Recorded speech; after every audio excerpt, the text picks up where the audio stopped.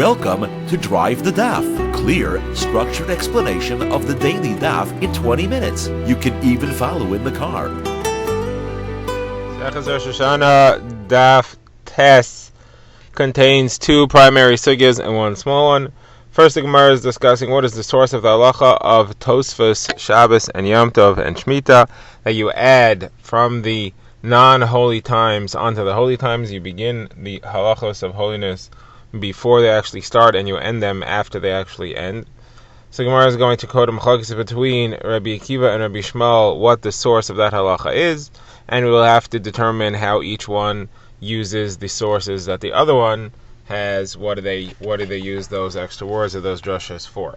The next sugya will discuss the pasuk describing Yeovil. It lists three halachos before saying something's Yeovil, and afterwards it says the halachos of not working the fields.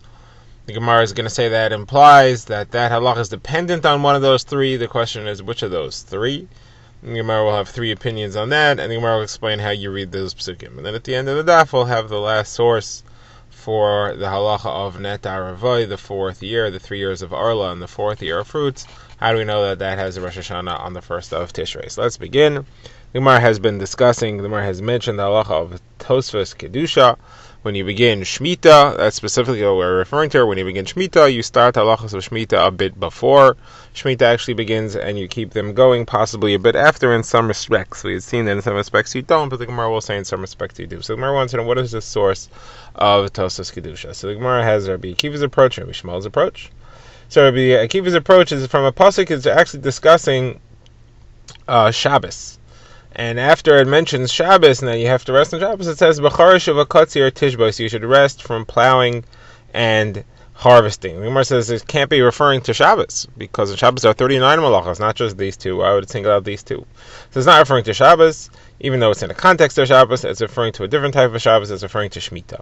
And it's saying that you should rest from harvesting and planting on Shemitah. Now, that doesn't solve our problem exactly, because the Torah already tells us not to plant, not to harvest on Shemitah. It says Sadchalos Sizara, and the entire pasuk that follows. So what is it saying it here for?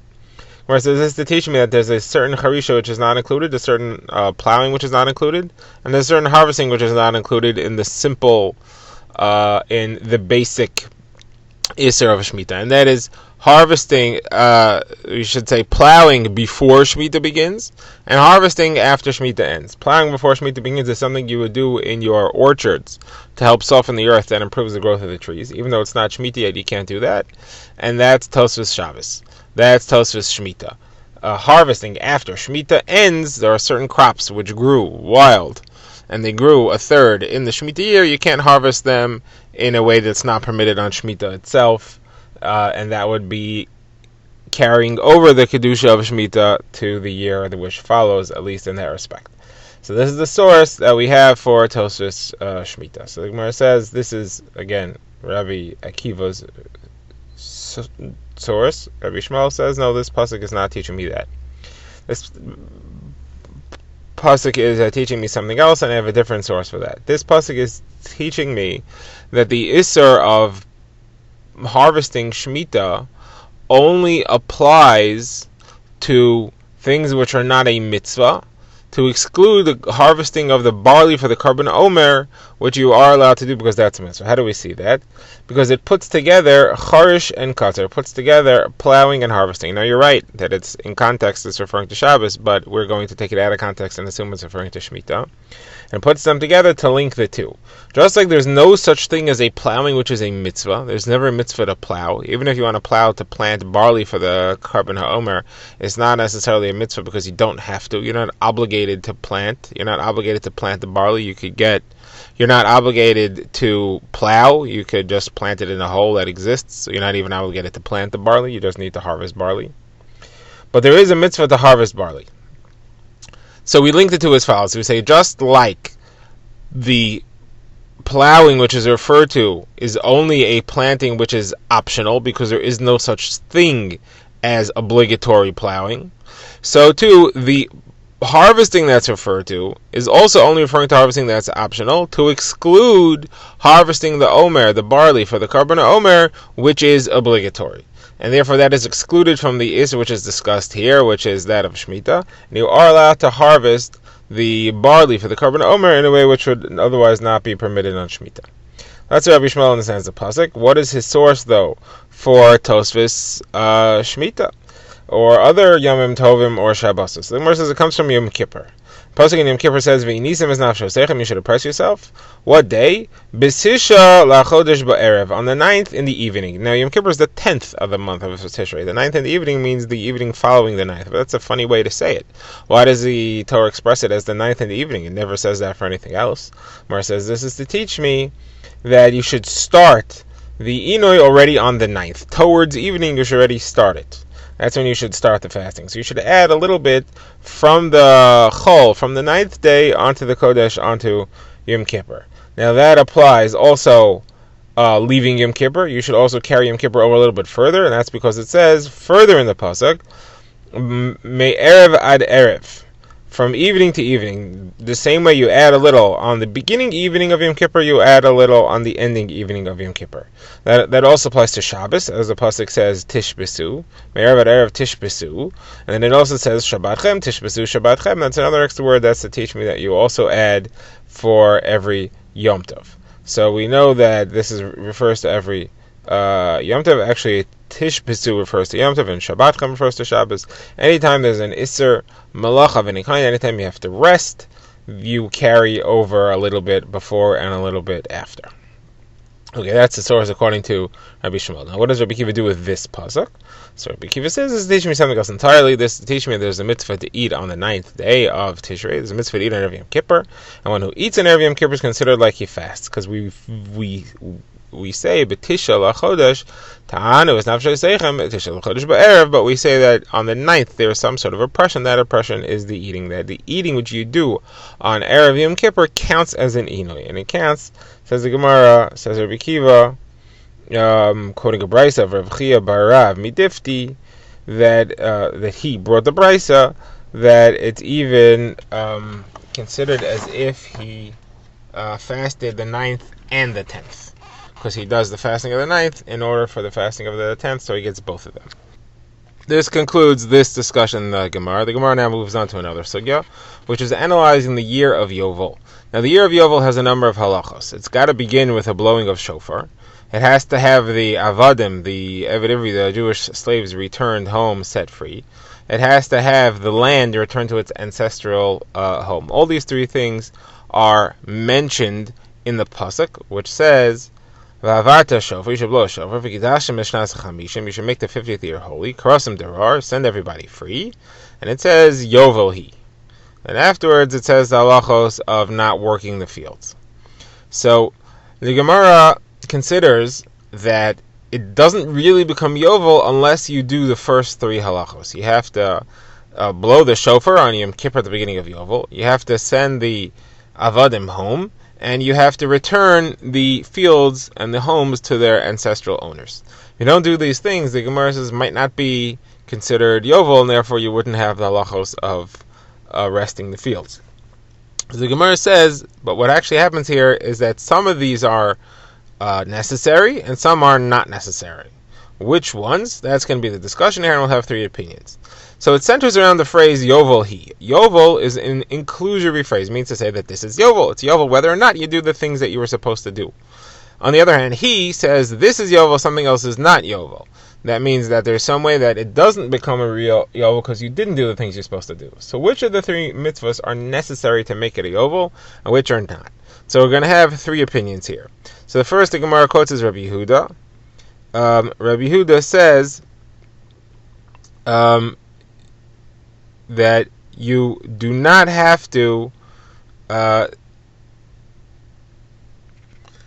send the fields back to their ancestral owners, and you don't have to blow the shofar. Well, you have to, but even if you don't do those things, it's Yeovil anyway.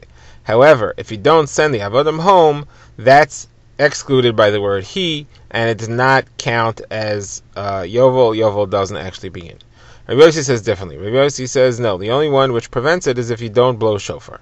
If you don't send the fields back, or if you don't send the avodim back, that doesn't prevent it from becoming Yeovil. But if you don't blow shofar, it does not become Yeovil. So the Gemara wants to know, how do they know which one to exclude and which one to include? So the Gemara first addresses Rebbe Yossi's opinion. Rebbe Yossi says that it's dependent on the shofar blowing. Shofar blowing stops it from becoming Yeovil, but not sending the slaves free. The Gemara says, why is that? The Gemara offers two reasons. Reason number one, the Gemara says, is because it's possible that there are no slaves to free. Maybe nobody owned an Eved Ivri. That's such a common thing. So you can't say that the pasuk is making Yeovil being dependent on setting the slaves free if there aren't any. But there's definitely a shofar somewhere, and you can go blow it. Now, the Gemara says that might not be such a great answer because he's probably somewhere in the world where there's a slave. The Gemara therefore gives a different answer, and the Gemara says that blowing shofar is up to Beis Din to do. Beis Din could send somebody to blow the shofar, and therefore it's under Beis Din's control. And we could say if Beis Din didn't do it, they're representing Klal Yisrael, then Yeovil doesn't begin. On the other hand, sending the avodim home, that's up to each individual to send home his own Eved. You can't leave it up to Beis Din. So what are you going to do? You're going to prevent Yeovil from the entire Kehillah just because one guy didn't send home his Eved? So that doesn't make sense. So therefore that's what's excluded, and that's excluded by the phrase Yeovil, it's Yeovil he, that it's Yeovil even if you didn't do that, but it's not Yeovil if you didn't do the shofar. So the Gemara says, what is Rabbi Yehuda's approach? So the Gemara says, Rabbi Yehuda says, you look at what's nearest to the phrase Yeovil he. It says Karasim Durar right before. So Rabbi Yehuda holds that you say a drasha goes back on the preceding phrase, but not on the preceding phrase which precedes the nearest preceding phrase. I mean, you go back one phrase, you don't go back two phrases. So when it says Yeovil he, and the word he excludes that it's not Yeovil. Unless you do something, it's not Yeovil unless you do the Karasim Durar, unless you do the freeing of the Avadim. If you don't do the other things, then it's Yeovil anyway. So the Gemara says that they both agree that the word Duror, when it says Karasim Duror, means freedom. It means the freeing of the Avadim. So how does the word Duror mean freedom? So the Gemara says it's from the phrase Kimidayer Bei Daira, meaning you can live wherever you want to live. Somebody is free to go where he wants to go, to move merchandise wherever he wants to go. He can stay in a hotel if he wants. He has the freedom of living and the freedom of being involved in any type of business pursuit that he wishes. Okay, so these are two opinions as to which mitzvahs of Shemitah create the actual, which mitzvahs of Yeovil create the actual Yeovil. Third opinion is the Chachamim, and they say that there are all three. All three are Ma'akiv. If you didn't do any of them, it's not Yeovil, and you do not have the halachos of resting the land. So the Gemara says, well, that's how do they learn that? So they learn that the word he, the exclusionary word, goes back on the phrase before it, and on the phrase before that, it goes back on the entire pasuk. All of them have to be done in order to create Shemitah, otherwise it's not Yeovil. So the Gemara says, but then what do they do with the inclusionary word Yeovil? It says Yeovil to include and he to exclude. So Gemara says that's to teach you that Yeovil exists even in Chutzlar, it's even outside the land.